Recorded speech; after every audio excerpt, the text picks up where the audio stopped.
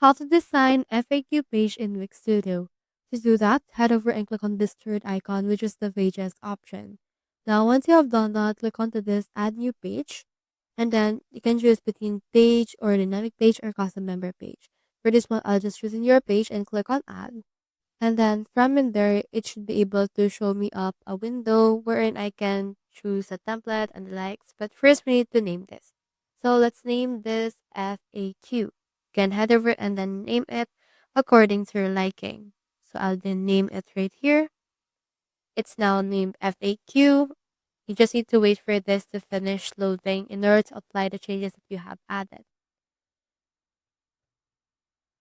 Now from in there, you can see this. So what you can do is you can head over and then click onto this add element option and it will open your elements page.